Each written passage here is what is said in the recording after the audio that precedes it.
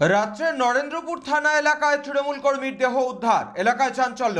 বিষ্ণুপুরের এক যুবকের দেহ উদ্ধার নরেন্দ্রপুর থানা এলাকায়। ওই যুবক তৃণমূলের কর্মী হিসেবে পরিচিত ছিল। দক্ষিণ চব্বিশ পরগনার বিষ্ণুপুর থানা এলাকার বাকেশ্বর ষষ্ঠীতলার কাছে এক যুবকের দেহ উদ্ধার হলো নরেন্দ্রপুর থানা এলাকায়। আনুমানিক এদিন সন্ধ্যে 7টা নাগাদ নরেন্দ্রপুর থানার বনহুগলি 2 নম্বর গ্রাম পঞ্চায়েতের ওএনজিসি মোড়ের কাছে ফিল্ম স্টুডিওর সামনে থেকে ওই যুবকের দেহ উদ্ধার হয়। স্থানীয় সূত্রে যেটুকু জানা গেছে, অন্য জায়গায় ফোন করে ওখানে ফেলে যেতে পারেন দুষ্কৃতীরা। মৃত যুবকের নাম সুদীপ নাড়ু, বিষ্ণুপুর থানার পানাকুয়া অঞ্চলের বাকেশ্বর ষষ্ঠীতলা গ্রামের বাসিন্দা। সুদীপ নাড়ু ছিলেন তৃণমূলের এক কর্মী, তবে কি কারণে কারা তাকে মারলো এখন পর্যন্ত জানা যায়নি। নরেন্দ্রপুর থানার পুলিশ মৃতদেহ উদ্ধার করে ময়না তদন্তে পাঠান। ইতিমধ্যেই ঘটনার তদন্ত শুরু করেছে নরেন্দ্রপুর থানার পুলিশ।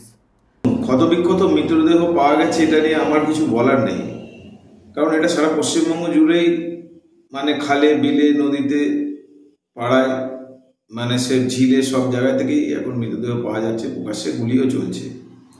এটা যেটা পাওয়া গেছে সেটা আপনার ওএনজিসি নোনা নামক একটা জায়গা, সেই জায়গা থেকেই পাওয়া গেছে, যেটা জানতে পারা গেল। এবং তার নাম হচ্ছে সন্দীপ নাড়ু, পানাকুয়া অঞ্চলের বাকেশ্বর ষষ্ঠীতলা গ্রামে, বিষ্ণুপুর থানা। তো মৃতদেহটা পাওয়া গেছে নরেন্দ্রপুর এলাকায়। তো বিষয়টা হচ্ছে, এটা বিশ্বস্ত সূত্রে জানা যাচ্ছে যে ওই এলাকায় যেখানে এই মৃতদেহটি পাওয়া গেছে, ওই এলাকায় একটা মাটি কাটার দখলদারি নিয়ে গণ্ডগোল, দুপক্ষের মধ্যে মাস 4-5 আগে মারপিটও হয়েছিল। সেই মারপিটে